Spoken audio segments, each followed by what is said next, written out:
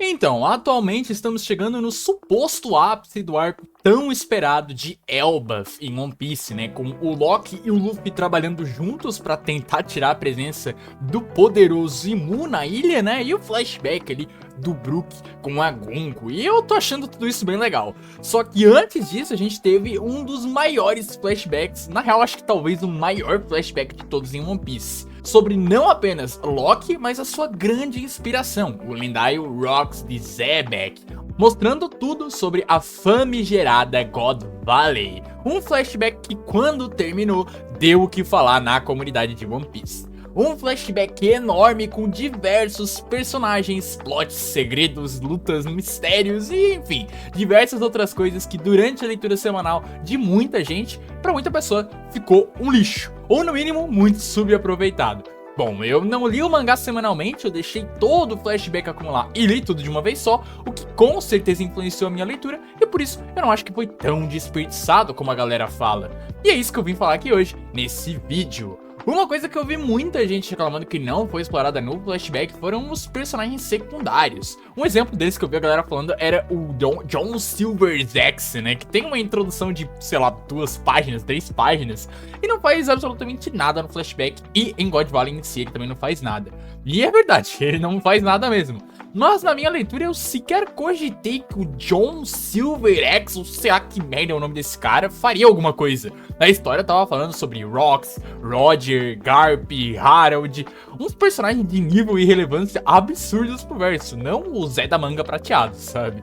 Mas pra quem leu semanalmente, de fato, ficar esperando uma semana pelo próximo capítulo, comentando detalhe por detalhe, teorizando todos os pontos levantados pelo Oda em cada painel e cada diálogo, certamente influencia nessa expectativa, e eu não tô negando o seu direito de ficar frustrado quanto a isso. O Oda vai falar em algumas coisas nesse flashback, mas pra mim, essa não é uma delas. Algumas coisas muito esquisitas desse mini arco envolvem 2 coisinhas: a Shakuyaku e God Valley em si, o evento da ilha e as batalhas. Essa parte da Shakuyaku é muito esquisita pra mim, porque primeiro eu não acho que a importante informação dela ser uma musa belíssima que impactou os mares passaria desconhecida do Chapéu de Palha que conheceram ela lá no arquipélago Sabaody. Pior ainda, ela ser um dos principais motivos para juntar tantos personagens em God Valley. Claro que o mangá criou outros motivos, né? Rox, ele tava lá pela família dele, Roger tava lá para caçar o Roger, e o Roger tava lá tanto pela Shakuyaku, né, quanto pelos tesouros da ilha também.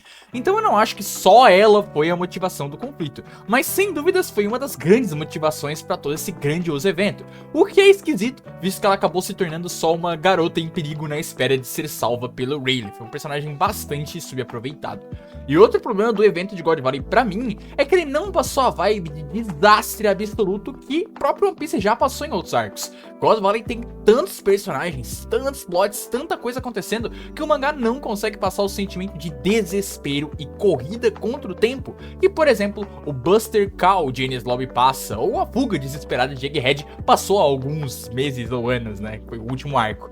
Mas tudo isso que eu tô falando são só sensações. God Valley como evento também gerou muitas coisas legais, e fora desse evento também. E o principal acerto é obviamente ele, Rocks de Zebek. Eu genuinamente não acho que o Oda poderia ter introduzido melhor um personagem do que a introdução do Rocks. Um homem mal encarado chegando em Elbaf para procurar o Rei dos Gigantes. Um homem que, assim como nós, tá entrando em contato com esse mundo gigante agora. O começo de um bando épico. E um homem que sozinho desafiou e entrou no Salão das Flores do tirânico Imu. Uma coisa que ninguém nunca tinha feito antes. Sem dúvida, não tinha introdução melhor para personagem, e o objetivo, né, ser mostrar a sua força e, claro, a sua personalidade de conquistador que não abaixa a cabeça pra ninguém. E claro que não é só a introdução o ponto forte do personagem do Zebek, né? Ele é um personagem extremamente cativante que com pouquíssimos capítulos te conquista com o seu jeito irreverente e confiante, né? O Oda sempre teve esse talento de fazer personagens carismáticos demais em pouco tempo de tela, inclusive em flashbacks, né? Onde ele tem que explicar muita coisa, e o Zebek foi uma das, se não a maior prova desse talento dele. Inclusive desenvolvendo ali os laços familiares e amorosos do Zebek com a sua família, que culminam na derrocada do seu personagem que um dia rumou ao topo, mas no final serviu de exemplo cruel, né, com o que acontece com quem tenta dominar o mundo do Imu. Por mais forte que o Xebec fosse, ele não podia conquistar ou mudar o mundo naquele momento, ou vencer forças sobrenaturais além da compreensão, como o sistema do governo mundial representado pelo próprio Imu-sama.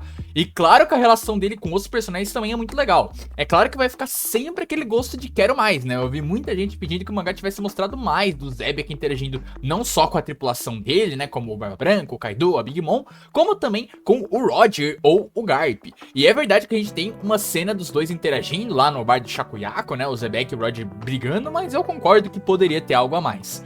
O complicado de One Piece, cara, é isso, sempre poderia ter algo a mais, são tantos personagens, tantas histórias se entrelaçando, que a gente sempre gostaria de ver algo novo, mas nem sempre dá pra fazer isso, afinal, sobra ideia, mas falta página. Por isso, hoje em dia, One Piece é basicamente uma versão rushada do anime, na minha opinião.